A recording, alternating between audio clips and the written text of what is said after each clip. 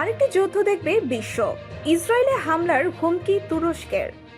সম্প্রতি মধ্যপ্রাচ্যে উত্তেজনার নতুন মোড় নিয়েছে। ইসরায়েল গাজায় চালানো সামরিক অভিযান, বেসামরিক হতাহতের সংখ্যা বৃদ্ধি এবং মুসলিম বিশ্বে ক্ষোভ ছড়িয়ে পড়ার প্রেক্ষাপটে তুরস্কের পক্ষ থেকে এবার সরাসরি হুমকি এসেছে, যা আন্তর্জাতিক পরিসরে তীব্র আলোচনার জন্ম দিয়েছে। তুরস্কের শীর্ষস্থানীয় নেতারা বারবার সতর্ক করে আসছেন, বিশেষ করে প্রেসিডেন্ট রজব তাইয়্যিব এরদোয়ান ইসরায়েলকে সন্ত্রাসী রাষ্ট্র আখ্যা দিয়ে বলেছেন, গাজায় এর বর্বরতা বন্ধ না হলে আমরা বসে থাকব না, প্রয়োজনে সামরিক পদক্ষেপ নিতে পিছু পা হব না। তুরস্কের এই বক্তব্যকে কেউ কেউ যুদ্ধের পূর্বাভাস বলছেন।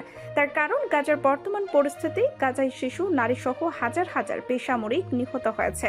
এতে ইসরায়েলের সামরিক অভিযানে মানবাধিকার লঙ্ঘনের অভিযোগ উঠছে। আর এই সুযোগ কাজে লাগিয়ে ইসলামী সংহতি তুরস্ক নিজেকে মুসলিম বিশ্বের অভিভাবক ভাবতে চায়।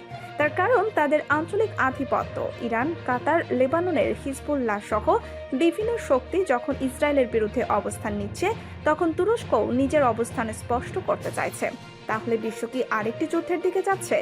এই সম্ভাবনা উড়িয়ে দেওয়া যাচ্ছে না। যদি তুরস্ক সত্যি সামরিকভাবে জড়িত হয়, তবে এটি শুধুই ইসরায়েল ফিলিস্তিন নয়, বরং একটি আঞ্চলিক যুদ্ধ হয়ে উঠতে পারে। কারণ যেখানে যুদ্ধ হবে, ইরান, লেবানন, হিজবুল্লাহ, সিরিয়া, মিশর এবং যুক্তরাষ্ট্র ও রাশিয়া পরোক্ষভাবে।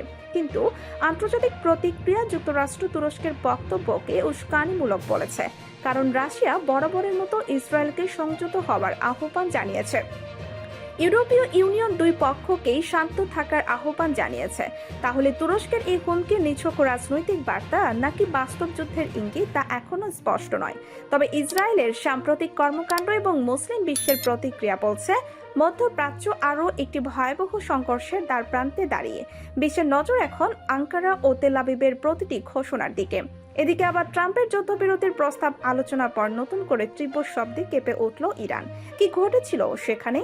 প্রথমে মানুষজন ধারণা করেছিল ভূমিকম্প বা বিস্ফোরণ, তবে কিছুক্ষণের মধ্যেই সামাজিক যোগাযোগ মাধ্যমে ছড়িয়ে পড়ে এটি কোনো সাধারণ ঘটনা নয়, বরং সামরিক বা ড্রোন হামলার সম্ভাব্য ইঙ্গিত। তার কারণ, ইরানের পশ্চিমাঞ্চল বা দক্ষিণাঞ্চলের যথা ইস্পাহান, খুজেস্তান বা তেহরানের নিকটবর্তী এলাকা ও একটি গুরুত্বপূর্ণ শহর। তাই আশঙ্কা করা হচ্ছে সামরিক ঘাঁটি বা পারমাণবিক স্থাপনায় হামলা করেছে। এর আগেও ইসরায়েল গোপন অভিযানে ইরানের সামরিক ঘাঁটিতে অতীতে বহুবার সাইবার হামলা, ড্রোন আক্রমণ করেছে। এমনকি 2024 সালের শুরুর দিকেও ইরানের পারমাণবিক ঘোষণা কেন্দ্রে একটি বিস্ফোরণের ঘটনা ঘটেছিল। তবে এখন পর্যন্ত ইরান সরকার সরকারিভাবে কিছু নিশ্চিত করেনি, তবে স্থানীয় নিরাপত্তা বাহিনী এলাকা ঘিরে রেখেছে। আজ এ পর্যন্তই। আবারও দেখা হবে নতুন কোনো প্রতিবেদনে। সে পর্যন্ত সবাই ভালো থাকুন, আমাদের সাথে থাকুন। আর আমাদের আপডেট সব ভিডিও পেতে আমাদের চ্যানেলটি সাবস্ক্রাইব করে বেল বাটনটি ক্লিক করে রাখুন।